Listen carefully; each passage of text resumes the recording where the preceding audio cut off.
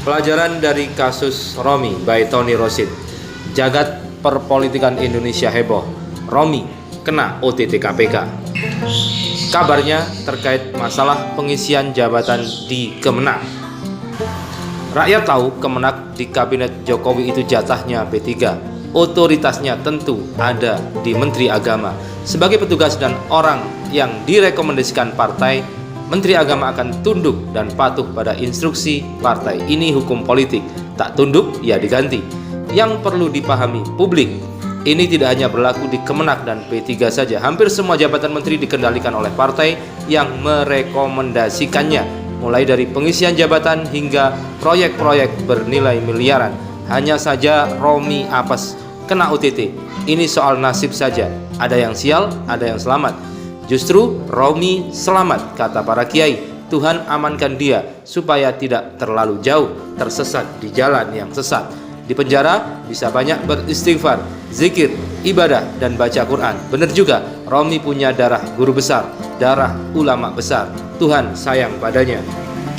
Pelajaran yang bisa kita peroleh adalah bahwa resiko bagi-bagi jabatan di kementerian untuk partai berpotensi menjadi sapi perah bagi partai. Ini sulit dihindari, mengingat biaya operasional partai sangatlah besar. Dari mana partai dapat dana? Iuran anggota DPR dan DPRD-nya tak akan cukup. Donatur hanya ada jika musim pemilu tiba. Sumbangan para pengusaha tak lebih dari investasi politik. BUMN dan BUMD dikuasai oleh partainya penguasa. Itu mah semua orang tahu. Romi sebagai pelaku betul, tak bisa disangkal, tapi Romi juga sebagai korban sistem demokrasi berbiaya tinggi. Ingat kata Ketua KPK, jika KPK tak kekurangan tenaga penyidik, hampir setiap hari KPK melakukan OTT. Di antara targetnya adalah para ketua dan pengurus partai, selain para anggota legislatif tentunya.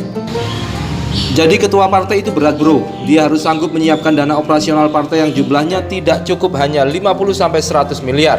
Belum lagi biaya calon ketua partai, besar sekali. Dari mana dana itu kalau tidak main proyek, jasa dan fee jabatan serta memalak para calon kepala daerah saat pemilu? Ini sekaligus menjadi pelajaran buat Gus Wafi, panggilan akrab Kiai Haji Ahmad Wafi Maimun Zuber, putra Kiai Maimun jika nanti ditakdirkan jadi ketua umum P3 menggantikan Romi. Sebelum Romi, sejumlah ketua partai telah lebih dulu ditangkap KPK. Ada Surya Dharma Ali juga P3, ada Lutfi Hasan Ishak PKS, Anas Urbaningrum Demokrat, dan Setia Novanto Golkar. Persoalan Romi, juga ketua umum partai sebelumnya yang berurusan dengan KPK bukanlah semata-mata persoalan personal, tapi lebih pada sistem demokrasi yang melibatkan kos politik yang tidak mampu disiapkan oleh partai dengan cara normal dan wajar. Korupsi akhirnya jadi pintu, boleh jadi satu-satunya yang terbuka sebagai solusi.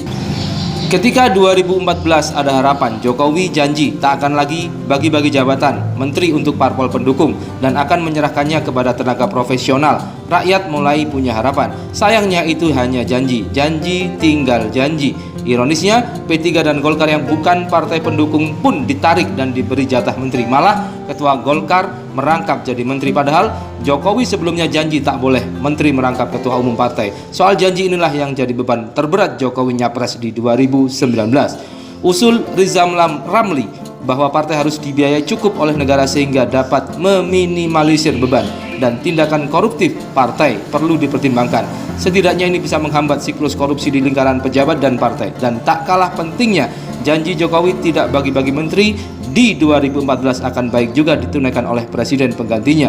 Kalau toh harus bagi-bagi jabatan, sebaiknya ada fit and proper test buat calon menteri supaya lebih profesional dan tidak jadi sapi perah buat partai yang merekomendasikan.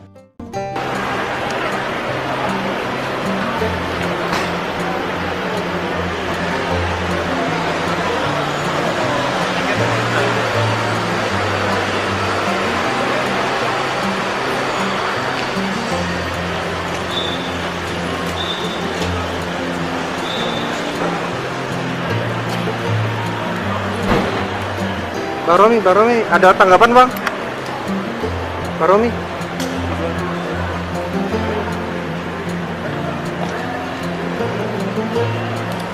Bang Romi ada statement Bang?